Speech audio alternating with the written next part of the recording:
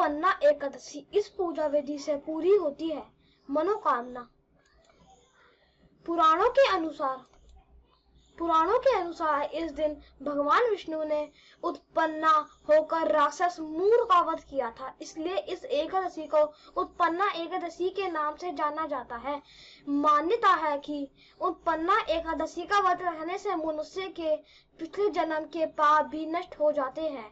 उत्पन्ना एकादशी आरोग्य, संतान प्राप्ति और मोक्ष के लिए किया जाने वाला व्रत है। व्रतों में सर्वाधिक महत्वपूर्ण व्रत एकादशी का होता है। एकादशी का नियमित व्रत रखने से मन की चंचलता समाप्त होती है। उत्पन्ना एकादशी के दिन ही एकादशी माता का जन्म हुआ था, इसलिए इस उत्पन्ना एकादशी कहा जाता है। इस एकादशी से साल भर के एकादशी व्रत की शुरुआत की जाती है। क्या है इस व्रत को रखने के नियम? उत्पन्ना एकादशी के दिन भगवान विष्णु के लिए व्रत रखकर उनकी पूजा की जाती है। ये व्रत दो प्रकार से रखा जाता है, निर्जल और फलाहारी या जलीय व्रत। सामान्यतः निर्जल व्रत पूर्ण रूप से स्वस्थ व्यक्ति को ही रखना चाहिए। अन्य या सामान्य लोगों को फलाहारी या जलीय उपवास न रखना चाहिए।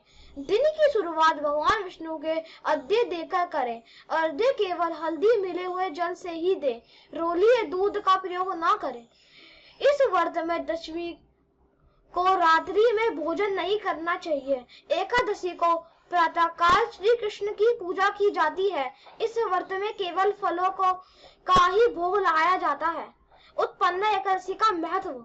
देवी एकादशी श्री हरि का ही शक्ति रूप है, इसलिए इस दिन भगवान विष्णु की पूजा की जाती है।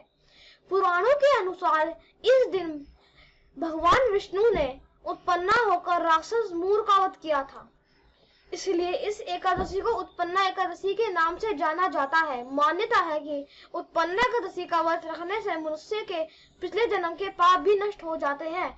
उत्पन्ना एकादशी आरोग्य, संतान प्राप्ति और मोक्ष के लिए किया जाने वाला व्रत है। राधे राधे।